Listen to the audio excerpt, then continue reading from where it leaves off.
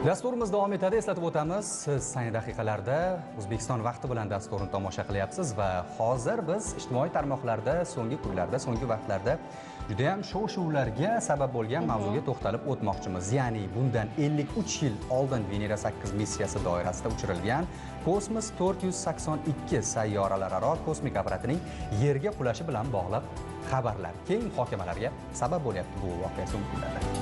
Bir qator manbalarga qaraganda uning geolokasiyasi Osiyo yoki Markaziy Osiyo hududlaridagi, ya'ni davlatlar hududiga to'g'ri kelishi mumkinligi taxmin qilinmoqda. Xo'sh, ularning orasida O'zbekiston ham bo'lishi mumkinmi? Demak, shu savol bilan hozir Uzkosmos agentligi yangi texnologiyalarni tatbiq qilish bo'limi boshlig'i Ahror Agzamov yuzlanamiz. Assalomu alaykum Ahror. Xush kelibsiz. Assalomu alaykum. Rahmat. Ko'rganimizdan xursandmiz. Rahmat aytganingiz uchun. Rostdan ham 72-yilda Venera dasturi jarayonida shu kosmik apparat uchirilgan edi.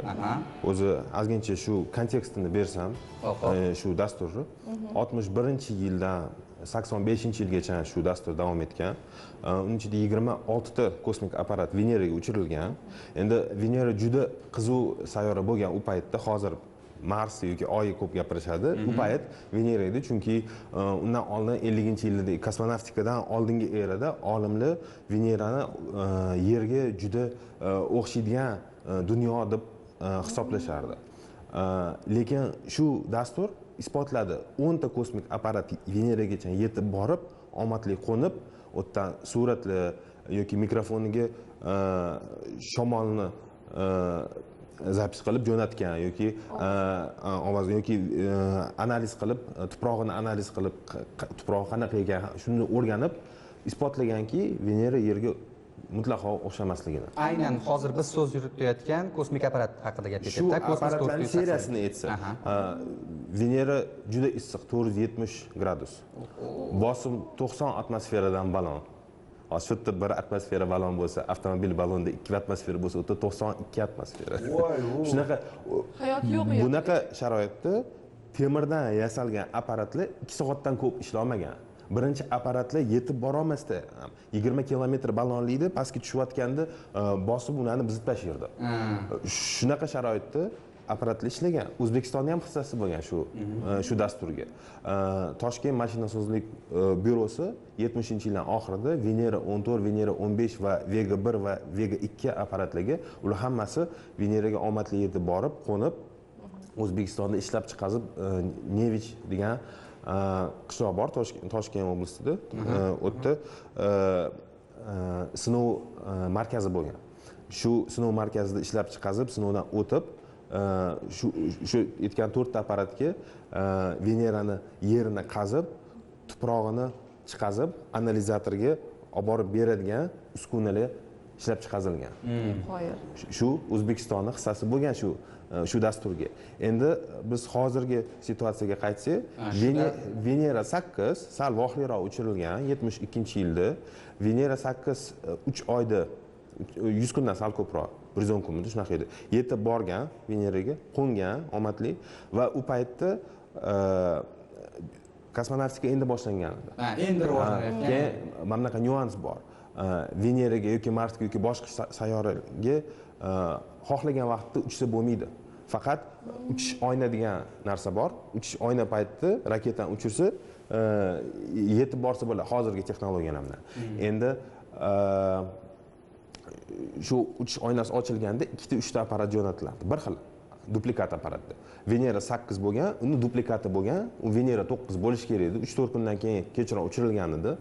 Lekin raketasi avariya bo'lgani uchun yerdan endi ko'tarilganda emas, kechroq avariya bo'lgan, shuning uchun yer atrofidagi orbitada qolib ketgan, yer atrofida aylanib. Endi yer atrofidagi orbitada atmosfera ozgincha bo'lsa ham, lekin bor. Baribir. Kosmos desa ham ozgincha atmosfera bor. Shu atmosfera bilan to'qnashganda kosmik apparat sekinlashadi. Sekin-sekin ozgincha sekinlashadi, lekin sekinlashadi. Lekin orbita shunaqa narsaki, sekinlashsa balonlik ham pasayadi.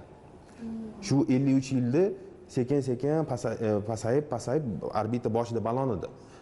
Pasayib endi Yerga juda shunaqa yaqinlashdiki, endi hisob kitobimiz bo'yicha yaqin orada qulab tushadi. Bu 9-dan 11-may ichida bo'lishi kutilyapti.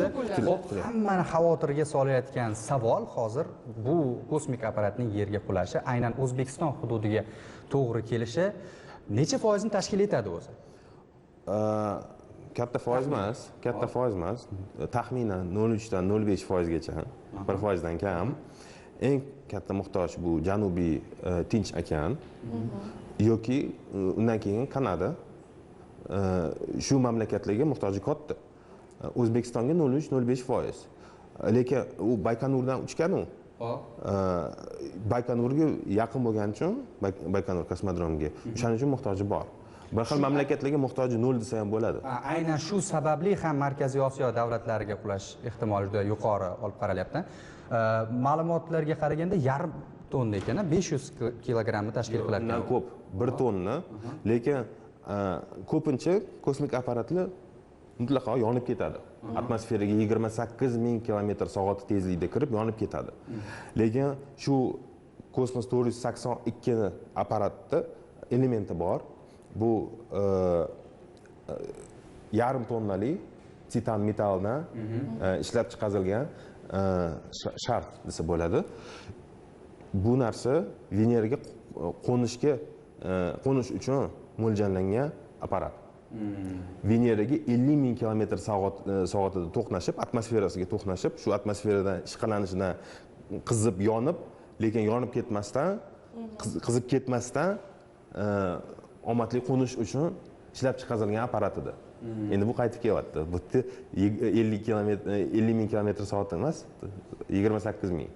Bu degani 100% demay, o'zi 100% deyishim noto'g'ri, lekin juda katta muhtoj. Shu 500 kilogramlik shar atmosferadan o'tib, butun bo'lib yerga tushadi. Yerga qulab tushish tezligi 500,000 km/soatgacha bo'lishi mumkin. Shuning uchun bu narsa xavfli. Har hafta kosmik apparatlar atmosferaga kirib yonib ketadi. U katta xavfli narsa yo'q bunda. Lekin mana shu Venera Kosmos 482 shu xavfli tomoni bor. Hozir ijtimoiy tarmoqlarda bekorga bu mavzuga to'xtalib o'tmadik va bugungi dasturimizda bekorga sizni taklif etmadik.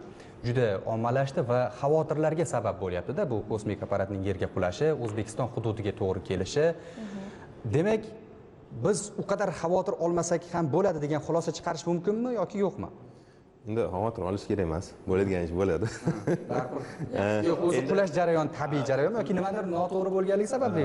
Qulash jarayoni hozirgi tabiiy desa bo'lmaydi, baribir odamzodni ishi bu. Yillar o'tgan sari 53 yil deganda qulayapti-da. Endi hozirgi payt yangi kosmik apparatlarda nima qilish mumkin emas.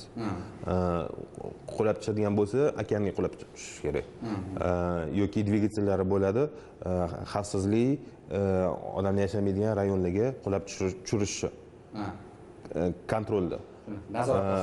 Hozirgi apparat kosmik chiqindi. O'shaning uchun kontrol yo'q. Endi qulab tushish payti yaqinlashganda aniqroq bo'ladi, qayerda va qachon qulab tushadi.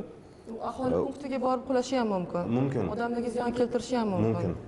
Mumkin. Mana qayerda xavf? Endi O'zbekistonda muhtoji katta bo'lsa, biz harakat qilamiz xabar berishga. Endi bu yerda muammo bor, juda qiyin prognoz berish. Qayerda va qachon, даже yaqinlashganda ham. Payt yaqinlashganda. 9-11-gacha deb aytyapsiz, qachon taxminan aytib o'tish mumkin aniq-uni? Qulashga yarim kun qolganda. Xo'p, bu mavzuga juda ko'p to'xtaldik va aytib o'tishimiz kerakki, ortiqcha vahimaga hojat yo'q ekan. Biz mehmonimizni taklif etganimiz sababi ham, boisi ham, maqsadi ham shunda. 0,5-0,3% tashkil etadi bizning yurtimizga to'g'ri kelishi, qulashi deb aytyaptilar. Mayli qulamasin shu. Bizning hududlarimizga to'g'ri kelmasin. Endi agentlik haqida gapiradigan bo'lsak, Kosmos agentligi davlatimiz rahbarining tashabbuslari bilan 2019-yil, adashmasam 30-avgustdagi qarorlari bilan tashkil etilgan agentlik hisoblanadi. Asosiy maqsad va vazifalari o'zi nimalardan iborat? Shu haqida ham gapirib o'ting. Agentlikka o'zim 21-yilda qo'shilgan edim. Aktiv faoliyat 20-yildan boshlangan. Bizning maqsadimiz yangi texnologiyalarni, kosmik texnologiyani O'zbekistonga olib kelib, iqtisodiyotga, davlat boshqarishga, korrupsiya bilan kurashish uchun shu texnologiyani olib kelish kerak. Endi savol bo'lishi mumkin, kosmos bu kosmonavtlar to'g'risida, raketalar to'g'risida. Aytayotgan narsamni aloqasi nima deb. Korrupsiyaga nima aloqasi bor? Aloqasi bor ekan.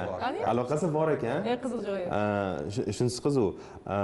Biz davlat kosmik monitoring dasturini tashkil qildik. U yerda 8 ta jarayonda 20 ta proyekt, почти 150 ta odam ishlaydi. Biz nima qilamiz?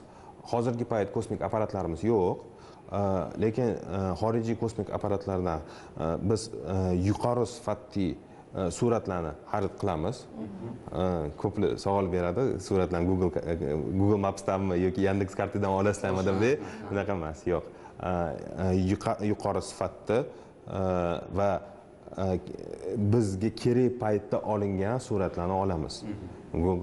Google Maps ochsangiz bir yilda bir marta ular xohlagan paytda olingan suratlar chiqadi.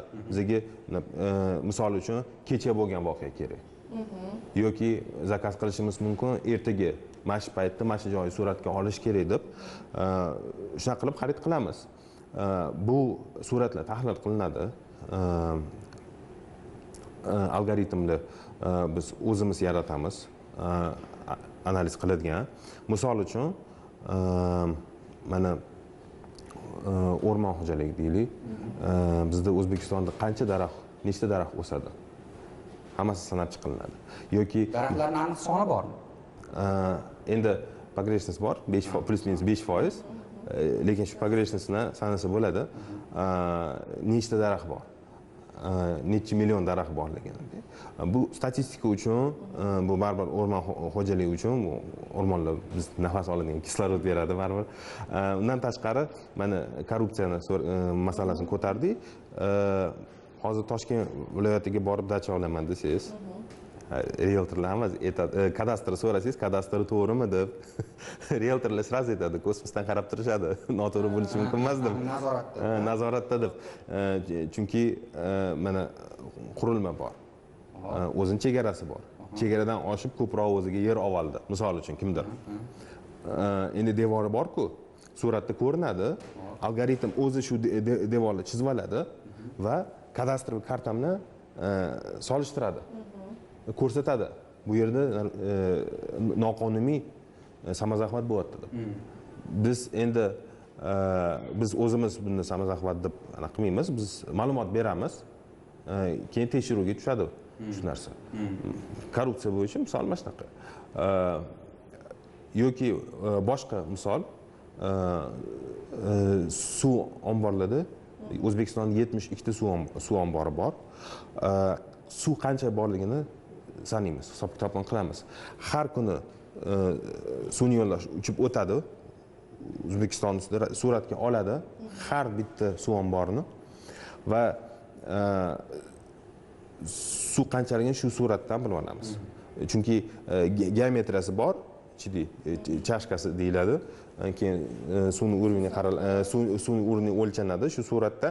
Keyin algoritm sanab aytadi. Biz yerda ham o'lchaganmiz va kosmik suratdan analiz qilib hisob-kitobini solishtirganmiz. To'g'ri chiqqan, shu dastur o'zi qilgan. Endi hozirgi moment davlat точно biladi suv qancha borligini har kuni. Shunga qarab aniq ma'lumot bo'lgani uchun qarorlar ham chiqishi mumkin. To'g'ri qarorlar chiqishi uchun ma'lumot kerak. Tushunarli. Ahror, bitta hammani qiziqtirgan, hammani o'ylantirgan savol. Aniq faktlar bilan qisqa qilib javob bersangiz, O'zbekiston qachon o'z sun'iy yo'ldoshini kosmosga uchiradi? Birinchidan biz boshidan uchirmadik, chunki biz o'rgandik boshqa mamlakatlarning tarixini, qanaqa qilishganini. Boshidan endi ish boshlaganda sun'iy yo'ldosh xarid qilish noto'g'ri edi. O'zimiz qurishga imkoniyat yo'q edi. Muhandislar yo'q edi. industriya rivojlanmagan edi. O'shaning uchun biz sun'iy yo'ldoshlardan kelgan ma'lumot, ular faqat ma'lumot beradi. Shu ma'lumotni to'g'ri tatbiq qilib ishlatib yo'lga qo'yishni o'rgandik, ishga qo'ydik. Men hozir aytib berdim. To'g'rimi? Endi biz hozir o'rganyapmiz o'zimiz uchun professional kosmik apparatlarni xarid qilib ishini yo'lga qo'yishni hozir o'rganilyapti. Undan tashqari muhandislik va strategik texnologiyalar bizda o'zimizda bo'lishi kerak. Shu uchun biz shu yil 7 ta muhandisni o'qishga jo'natyapmiz Yaponiyaga. Kyutek degan universitet bor. Kosmik apparatlar muhandislik o'qitish bo'yicha birinchi o'rinda O'zbekiston, dunyoda 4 ta 5 ta kosmik apparat yilida uchiradi. 40 ta student o'qiganda 4 ta 5 ta kosmik apparat har yil yig'ishadi. O'zbekiston uchun bizning muhandislar shu 2 yil ichida o'qish jarayonida kosmik apparat loyihalab, ishlab chiqarib, sinovdan o'tkazib, orbitaga uchirishadi. SpaceX raketasida 27-yilda orbitaga Xudo xohlasa O'zbekistonning muhandislari yasagan kosmik apparat uchiradi. 2027-yilda demoqchisiz. Yaqin 3 yilda, 2 yilda. Biz уже konkurs tugatdik, nabor tugatdi. Endi hozir zaявкаning analizi ketyapti. Yozda finalist chiqadi. 1-oktyabrdan o'qish boshlanadi Yaponiyada. Bu aniq programma, mablag' ajratilgan. Endi shuning uchun buni hozir uverенно aytyapman. Ishonch bilan shu sababli aytyapsiz. Ahror, sizga rahmat aytamiz. Tashrif buyurganingiz uchun rahmat aytamiz. Bizni ortiqcha xavotirlardan xalos qilganingiz uchun rahmat aytamiz va sizni ish faoliyatingizda omad tilaymiz. Nasib etsa, yana dasturlarimizda ko'rishamiz, siz bilan suhbatlashamiz degan umiddamiz. Ishlaringizga omad tilaymiz. Salomat bo'ling, ko'rganimizdan xursandmiz.